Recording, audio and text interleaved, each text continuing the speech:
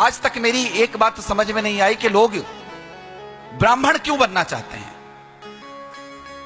क्यों इतना मन में उनकी अभिलाषा कि हम भी ब्राह्मण जैसे प्रतिष्ठित हो, हम भी ब्राह्मण जैसे पूजे जाएं, हम भी ब्राह्मण बन जाएं। क्यों बनना चाहते हो? क्या आप जहां पर हो वहां संतुष्ट नहीं हो? क्या कमी है आपके अंदर?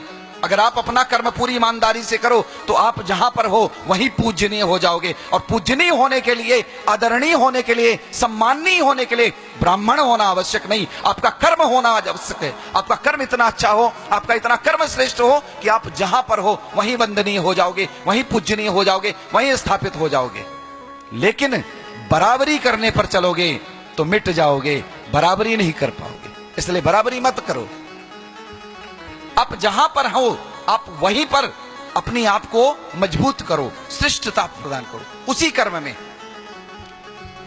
अगर बराबरी करने पर आए तो जितने भी इंजीनियर हैं वो सब पॉलिटिशियंस की बराबरी करने लग गए, क्योंकि सत्ता पर पॉलिटिशियन बैठे होते हैं। सारे के सारे लोग काम धंधा सब राजनीति में आ जाएं।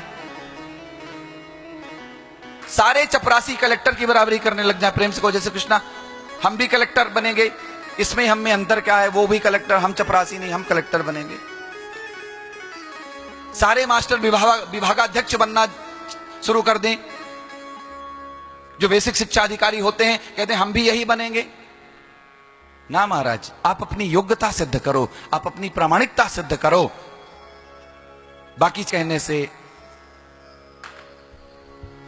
कभी कुछ ना आज तक हुआ है ना होगा। प्रेम से कहिए जय श्री कृष्णा।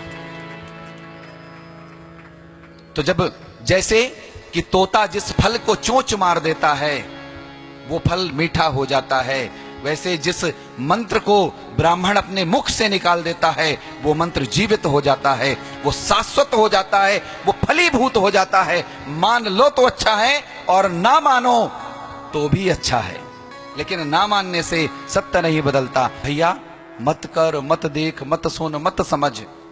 क्यों? क्योंकि जो बड़ों की बात नहीं मानता, जो माता पिता की बात नहीं मानता, जो गुरुजनों की बात नहीं मानता, क्षमा करिए उसे समय मनवा देता है।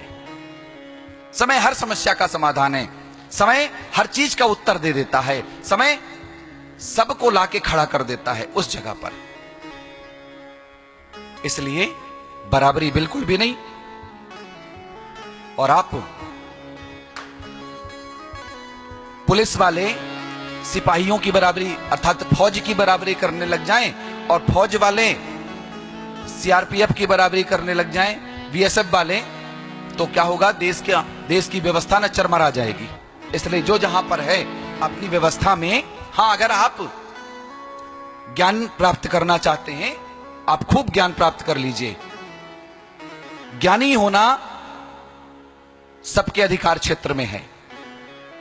ज्ञानी कोई भी हो सकता है, विद्वान कोई भी हो सकता है, पंडित अर्थात पांडित्य, ज्ञानी जिसको पंडित माने ज्ञानी होता है, विद्वान वो कोई भी हो सकता है।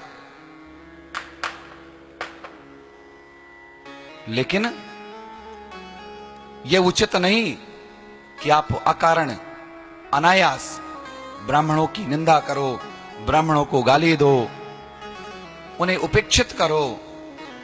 क्यों? क्योंकि अंत समय जब सब कुछ नष्ट होता है, जब दुनिया छोड़ देती है, उस समय गौ और ब्राह्मण ही साथ निभाते हैं। प्रेम से कहिए जय श्री कृष्णा। जब आपका अन्न कोई ग्रहण करने के लिए तैयार नहीं होता, आपके घर में कोई मर जाता है, उस समय ब्राह्मण ही आपके यहां भोज स्वीकार करके और आपके अन्न को पुनः पवित्र करता है। और ऐसे पुण्यात्मा ब्राह्मण के लिए अगर आपके मन में कुटिल भाव है, ईश्वर भी क्षमा नहीं करेगा।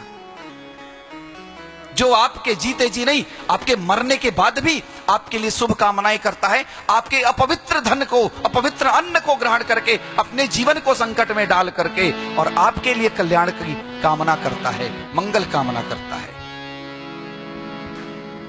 और अगर यकीन ना हो तो एक काम करना, जब आपके घर में भगवान ना करे, ठीक है, लेकिन ना करे या करे, मरेंगे तो लोग है ही पक्का। प्रेम से जय श्री कृष्ण। ठीक है, इसलिए ये कहना ही बेकार है कि भगवान ना करे कि आपके घर में कोई मरे। भगवान क्या करेगा? जीवन है तो मरेंगे मरेंगे। जब घर में कोई मरे, ठीक है, तो क्या करना? ब्राह्मणों को छोड़ करके 13वीं के दिन अन्य किसी भी रादरी के लोगों को बुलाना, कहना भैया हम आपको 13वीं का निमंत्रण देके जा रहे हैं, चलिए 13वीं का भोज करिए। कोई स्वीकार कर ले तो बताना, और स्वीकार करके खा ले तो बताना, और खा के पचा जाए तो बताना। प्रेम से कहो जय श्री कृष्णा। पहली बात तो स्वीकार नहीं करेगा, और स्वीकार करके अगर आके खा गया तो जीते जी मर जाएगा। पचाने की क्षमता, भस्म करने की क्षमता सिर्फ अग्नि में होती है, बाकी और संसार में कोई ऐसी वस्तु नहीं, कोई ऐसा पदार्थ नहीं, कोई ऐसी चीज नहीं जो जला सके, जो भस्म कर सके। अगर भस्म करना है, राख बनाना है, तो अग्नि ही जरूरी है, आग ही ऐसा कर सकती है। ऐसे ब्राह्मण की जठराग्नि, ब्राह्मण का तेज, ब्राह्मण का तप, चाहे वो जैसा ही क्यों ना हो, लेकिन उस ब्रह्म कुल का बालक ही आपके पाप कर्मों को खा करके पचा लेने की क्षमता रखता है। अन्यथा इस पूरे भूधर में, पूरी वसुंधरा में, पूरी धरती में ऐसा कोई नहीं है जो आपके पाप कर्मों को भी खा करके उन्हें भस्म कर दे, उन्हें पचा डाले। इसलिए निवेदन है बिल्कुल पूरी विनम्रता से कि कोई बहस नहीं, कोई झगड़ा नहीं, कोई विवाद नहीं। आप जहां पर हैं वहीं पूजनीय हैं, आप जहां पर हैं वहीं आदरणीय हैं। क्यों? क्योंकि हमें संस्कार मिले हैं अपने से बड़ों का आदर करिए। और आप अगर मुझसे उम्र में बड़े हैं तो चाहे जो भी हैं, मैं आपका आदर करता हूं, कर रहा हूं और करता रहूंगा जीवन पर्यंत। उसके लिए आपको ये दिखाने की कि आप ब्राह्मण हैं, बिल्कुल कदाचित आवश्यकता नहीं है। बस आपके कर्म श्रेष्ठ होने चाहिए, आपके कर्म अच्छे होने